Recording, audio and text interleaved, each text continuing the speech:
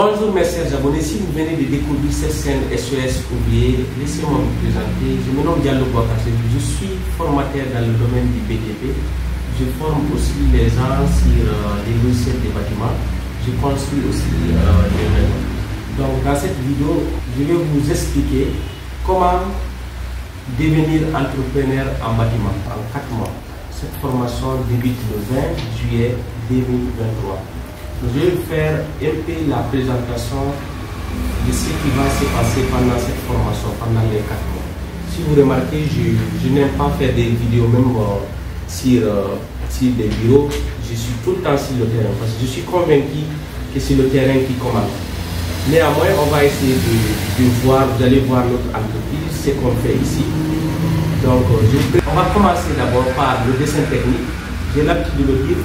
Le dessin technique, c'est un langage universel entre celui qui conçoit le projet et celui qui le réalise. Si vous voyez ce document, c'est écrit dessin technique et lecture de plan.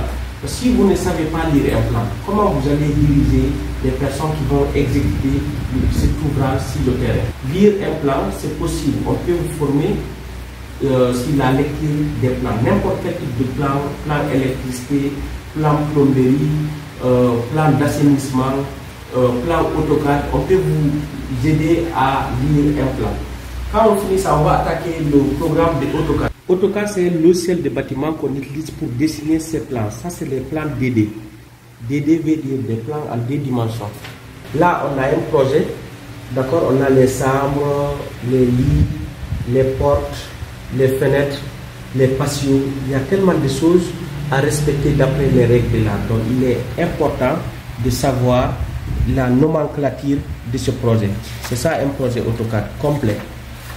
Il y a le nom du dessinateur, il y a le nom du maître d'ouvrage, tout est là.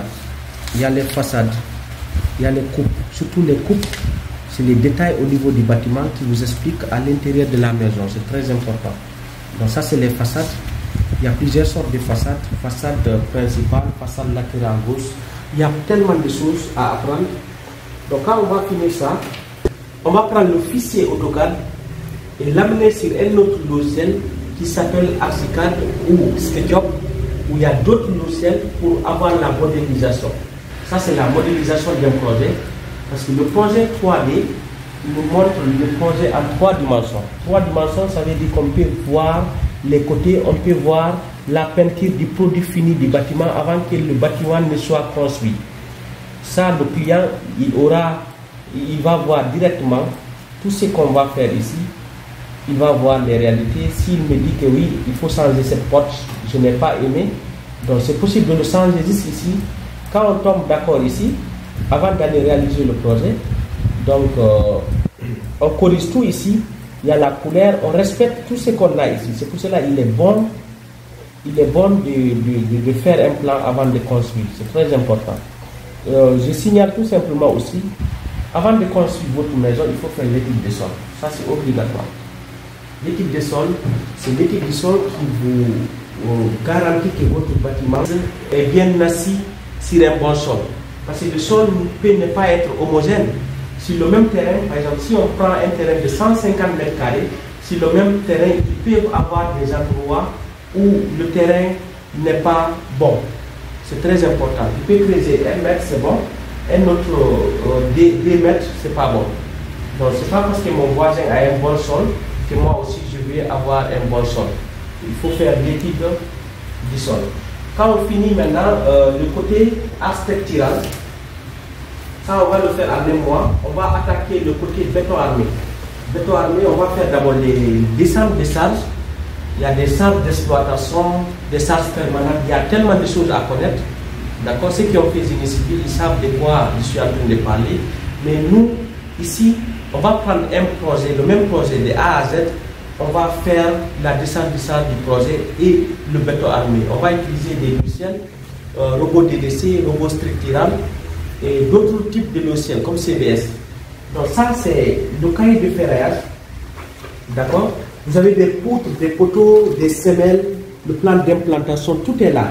Là, vous avez les diamètres de fer. Ce n'est pas parce que mon voisin a utilisé les barres de 12 que moi aussi je vais utiliser les mêmes types de barres de 12. Ce n'est pas comme ça. Tout doit être respecter d'après les règles de l'art.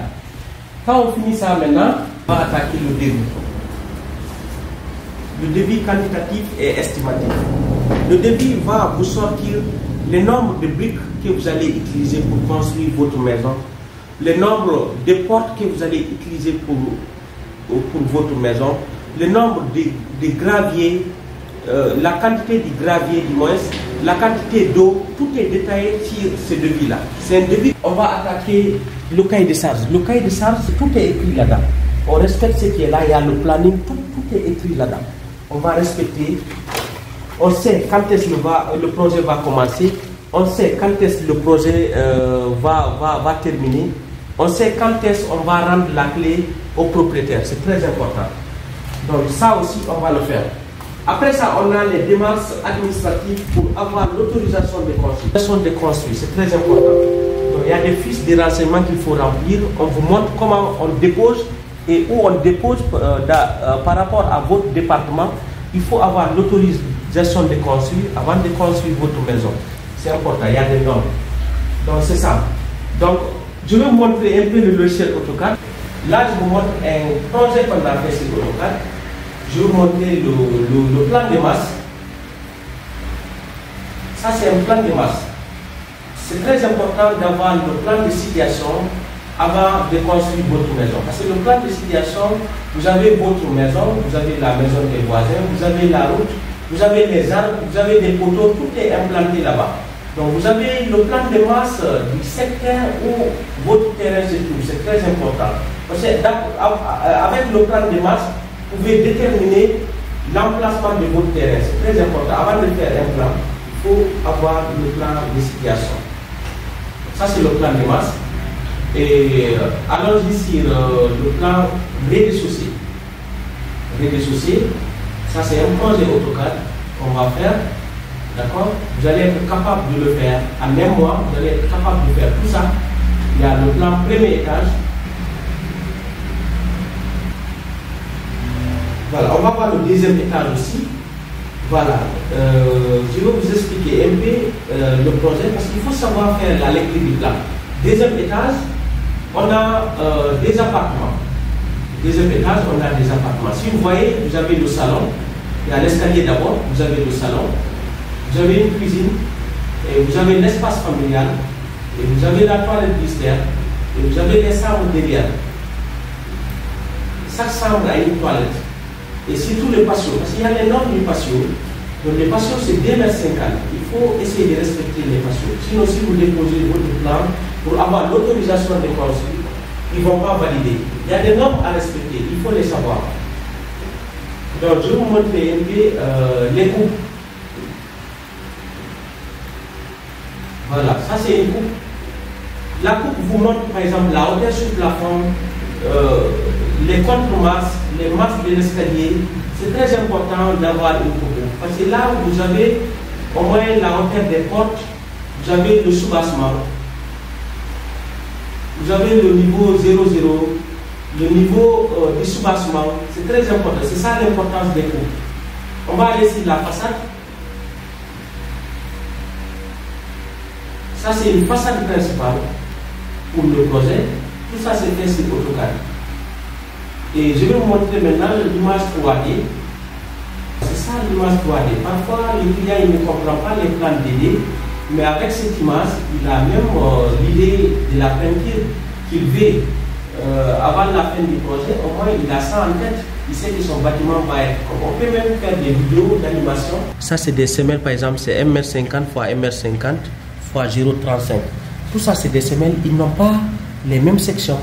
Pourquoi ils n'ont pas les mêmes sections? Parce qu'ils n'ont pas les mêmes charges. Parce que le rôle des semelles, là, c'est de transmettre des charges du bâtiment au sol. Par exemple, il y a d'abord les dalles. Il y a des dalles, il y a des poutres, il y a des poteaux. Tous ces charges-là transmettent aussi leurs charges aux fondations. Parce que le bâtiment a son propre poids et il y a le poids aussi de l'ouvrage. C'est ce qui fait qu'on dit, quand il met plus 15, moins 15, la force s'annule. Le bâtiment, il joue comme ça. Le sol doit être capable de résister sur les charges que le bâtiment lui transmet. C'est très important. Regardez ici, il y a des semelles même zimélées.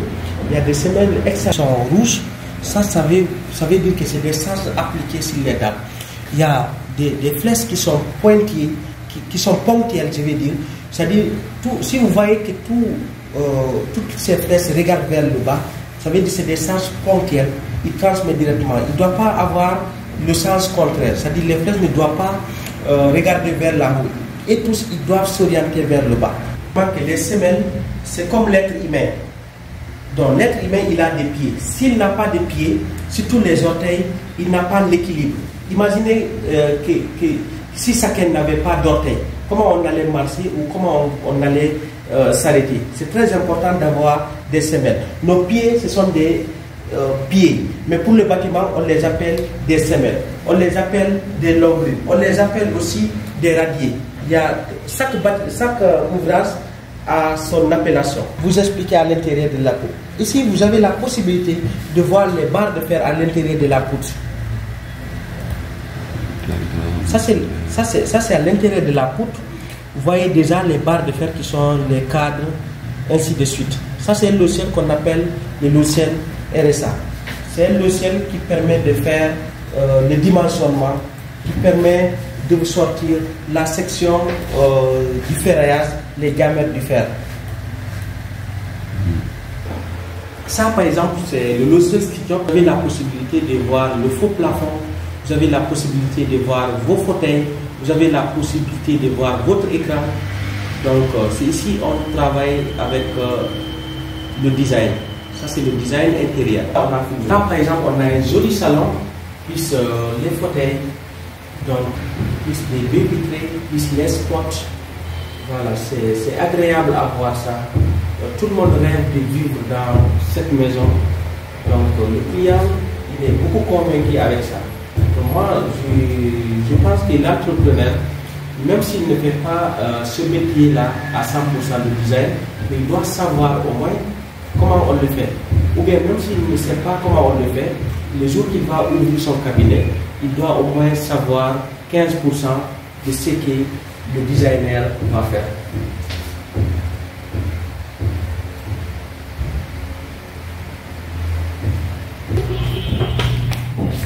Donc je vous présente la salle Thomas Sankara. Cette salle est dédiée à Thomas Sankara parce que moi je me dis que c'est un modèle à suivre. Donc ici c'est notre salle de classe. Si vous remarquez, il n'y a que 6 places disponibles. 6 places disponibles pour cette formation. 6 places disponibles pour cette formation. Le nombre de places est limité. N'oubliez pas de liker, de partager et d'aimer la page. C'est l'Afrique qui gagne.